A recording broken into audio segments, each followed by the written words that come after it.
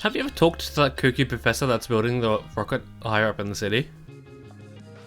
I heard she inherited a lot of money, but now she's spending it on all that spaceship. What a waste. We had someone like that back in the village too, putting together a rocket. Must be something going around, don't you think? I bet this is the fanciest one though. The one back home was just a converted silo. How could a SteamWorld build a device that generates earthquakes? They must have great knowledge about some quite advanced technology. Futuristic technology beyond anything I've ever seen. I have looked into some of the old readings, tried to discern patterns, but they are just all over the place. The erratic movements of these tremors suggest that we are not all in the clear yet. Suddenly do not feel ready to stop tinkering the rocket just yet. So, last episode we did a small bit of a recap going back through what we did, and in editing I did notice that we hadn't completed Combuster's station, but I'm not entirely sure when I'm going to be able to go back to that.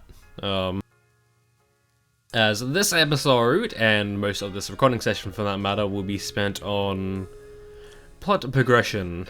So yeah, one thing I do want to note before we go down to the Oasis is I think it's about time we give some love to the Lantern, as Spotless Mind is going to be something I really want eventually, since that will stop us from adventuring around in the dark. And Eye Weakness is kind of goated, because then I don't really need to worry about missing a thing so much. Yeah. We have a bit of a journey ahead of us. Let's go down there. I don't think we need to talk to everyone. We managed to disable the thing that was causing the earthquakes. Excellent, you actually did it. Yeah, we did. Still no sign of Rusty though. The thing you called Vectron changed him. Maybe he's down there, among its remains. That Doomsday device was partly made of Vectron technology. Oh no, I know where you're thinking. I don't want to go back there. You know what it's like in the... what's it like to not have a will of your own? I've already come this far, I can't stop now. If you can show me the entrance, Fern. Why can't you just go and wreck stuff instead? You brought down Vectron, Rusty saved us. I will get you there, but once you enter Vectron, you'll be on your own. Okay, so we do have a bit of a journey as well. That's down at the very bottom of, not the world, but Archaea. So, yeah. Oh yeah, right, we get to fight these guys. Yay. Honestly, I would probably rather the cultists rather than these guys. Just, dumb birds. But yeah.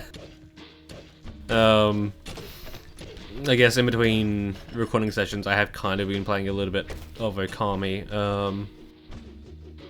But I'm not entirely sure what to feel about the game, because, like, I'm at a weird point where, okay, thank you.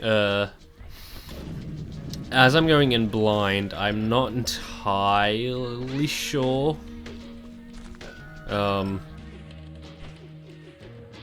if I want to 100% it and not on my first playthrough, as, just, like, a lot of the beads, or stray beads, I just need to go back to.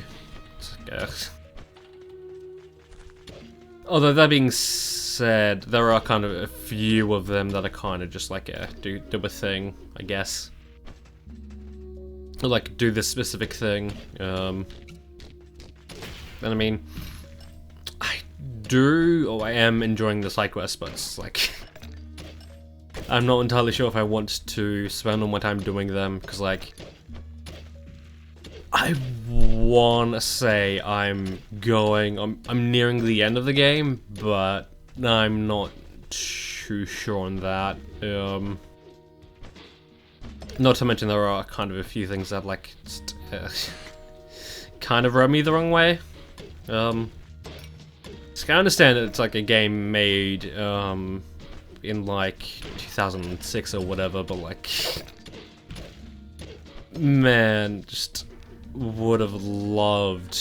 Actually, let's get rid of you so I can pick this up. I definitely think of cutting out all trips back up to Amashino. Okay. Getting Total Recoil was definitely the right move, I think. Because that makes these guys a whole lot easier.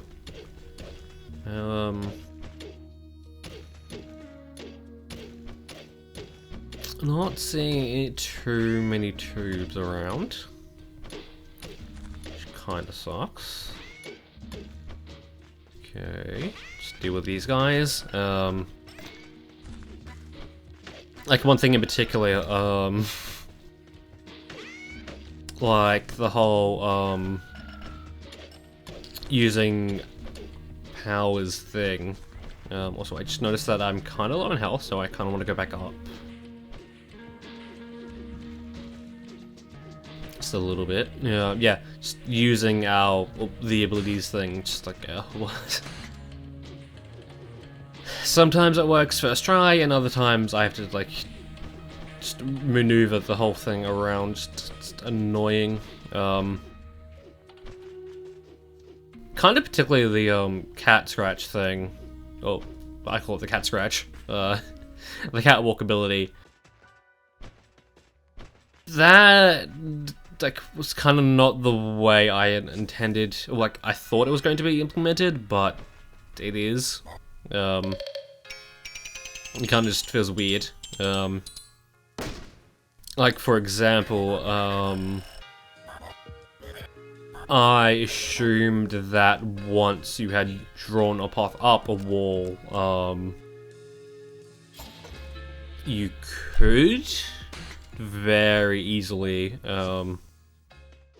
like, you could just start walking up the wall. But no, it's more so you're just jumping repeatedly up the wall. I'm like, it's like, no thanks. Like that's not really a good thing.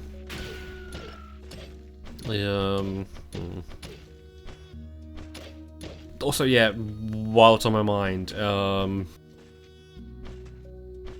there is a very good chance that we have already gotten Makes the World Go Round, but I'm not entirely sure. Last time I checked, we were at 1,700, so fairly close. I've yet to edit the last episode, but I get the feeling that if we didn't get it then, chances are we got it, or we will be getting it this episode, like that sort of thing. Okay, thank you. So you just stay there. Come. Thank you. Yeah. I kind of think that to get to 10k, we will definitely kind of need to grind. But that being said, still a lot of game left between now and the end. So yeah. Do all the enemies just come back? Or have I gone deeper than before? I think that just might be it. Yeah, back to Akami.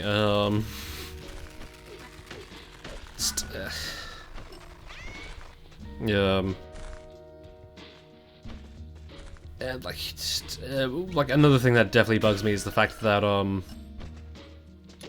it has a fighting focus, but From what I understand, there's no, like, L-tug feature.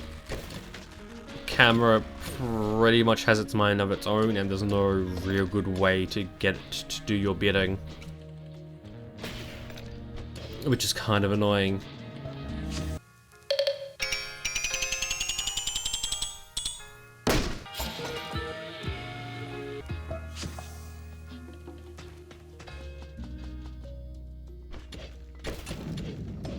That was definitely a bad idea. Okay.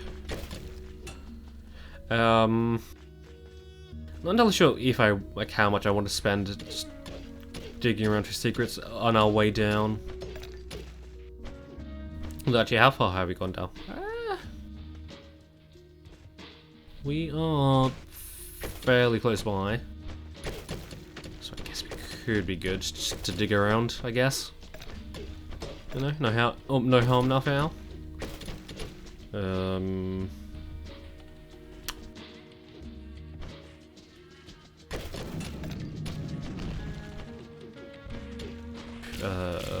Okay.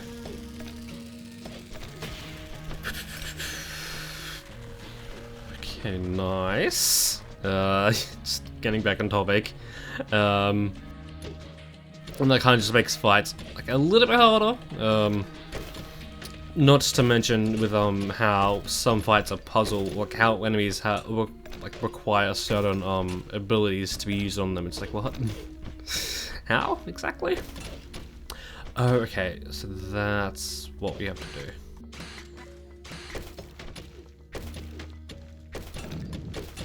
Okay. Please tell me there's like enemies nearby. I think that like around here would probably be like the perfect place to get 2 birds 1 stone. Speaking of which, I guess before it gets too annoying, I kind of get the feeling that I might need to go back through the footage just to see if I have gone on this accidentally, like that sort of thing.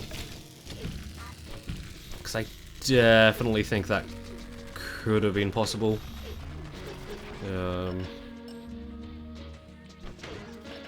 Yeah. Kind of think that levels and money is where we will probably have to grind for them. No, whatever. But yeah.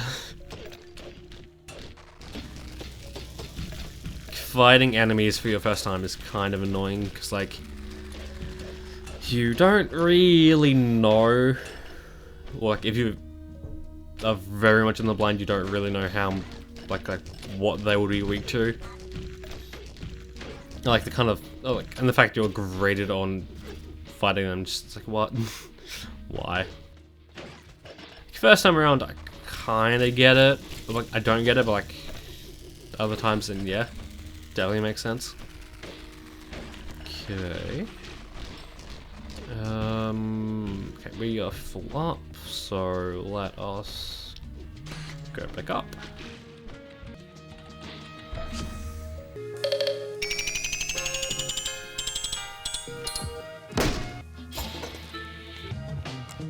Okay.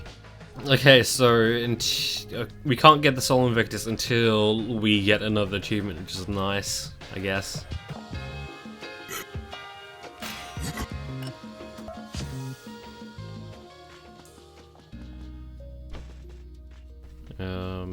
Let's go down this way, I think.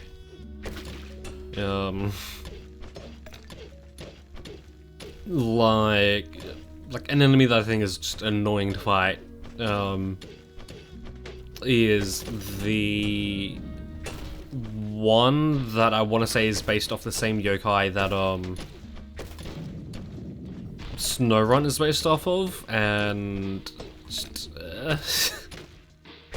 it's kind of annoying. Like those enemy types in general, just annoying because like you just have to wait for a specific time for them to be vulnerable.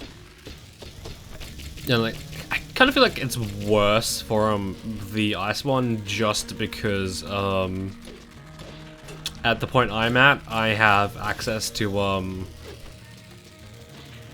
I have the full power of Morigami, so it's like I could just use fire and totally wipe this guy out, but no, apparently not, I suppose. Also, definitely seems a little bit weird just how much you would need money in the game. Because as I'm going in blind, I kind of assumed that some upgrades or like some powers would just be given to us eventually. Like the upgraded Power Slash, and I guess for that matter, Cherry Bomb. No! You have to work for those. Just fun. Yeah, and those like require a fair bit of money.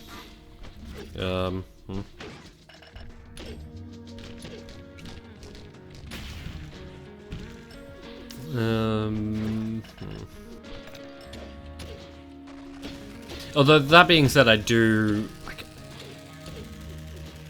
even though the temples haven't been as like frequent as I thought they would have been, I have kind of I am definitely enjoying them. Like the setup, well, not really setup, like storyline, I guess you could call it, through I forget, Seon City and the Water Dragon Palace, like that thing. Like, yeah, I've really been enjoying that part, but it's kind of annoying because like sometimes it's either very like you like very easy to understand, or like very kind of cryptic. Okay, so we have made it to the bottom of the mine. Death ahead. If I didn't have a near full inventory, I would be very much tempted to go for a dive, but let's not. Okay, not sure how much of the previous trip up I'll leave in, but I'll left in. But I'm considering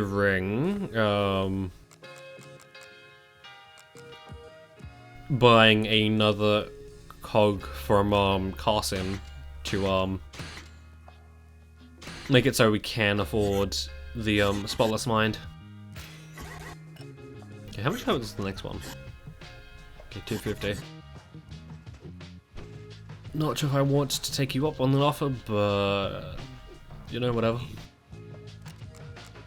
Okay, one Spotless Mind, please, and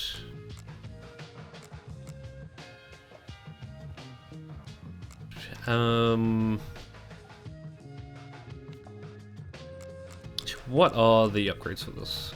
Okay, I might do it, even though it probably would make sense to get something else. You know, whatever. Okay,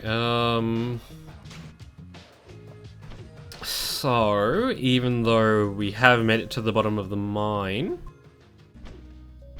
I think we do need to, I think we can just go this way. It would make sense that we can just go this way. Okay,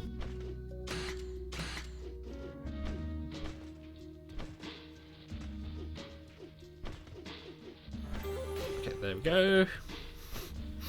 We have Cthulhu, Yeah, even though we have made it down to the bottom of the mine, I'm thinking that I won't progress much further until I hit thing. Actually, I'd probably be up here-ish.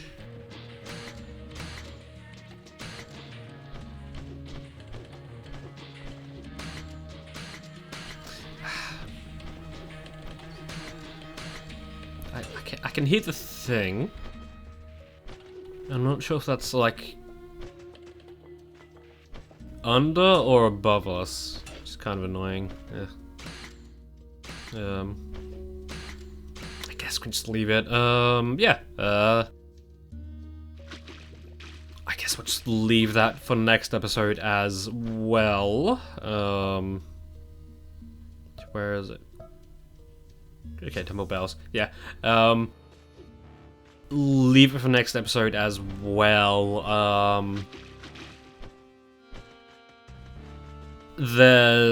Our trip to Vectron is very much a one-way deal. So we don't exactly have it's a one-trip deal, so we don't really have much of a choice. Or like there, just trying to put this into words. They wouldn't put it down there, would they?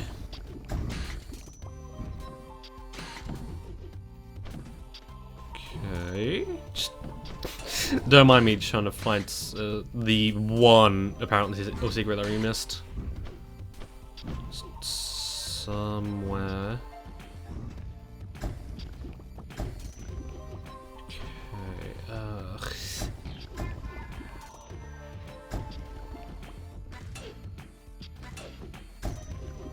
The fact that there's lava there just makes it all the more annoying, I think.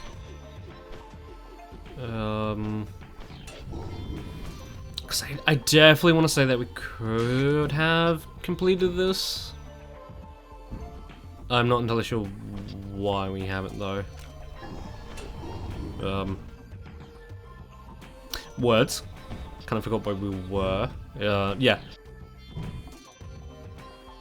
It is a one trip only sort of deal, and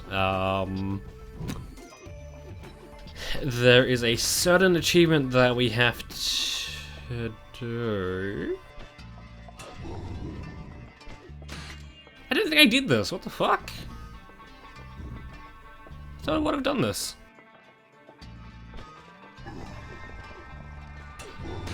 Huh. Anyway, yeah. It is a one-way trip, and there's an achievement down there, achievement chance down there that is very much something I need to think about or focus on. Okay, yeah, that was just it. Okay, cool. Jeez, anything we can do at the moment, because I think that will be it for this episode. Okay, honestly, I think I might just pass that up. I want to say it's probably not the best. Yeah, let's end off the episode down here for a change, I guess.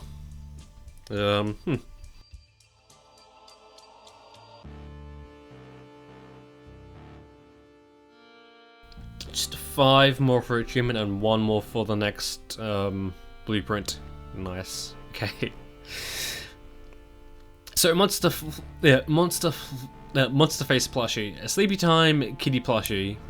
The chicken hazard warning seems to be written Sumerian, Egyptian, Akkadian, and a bunch of other ancient languages. Not even gonna try attempt to pronounce that, I guess. But yeah,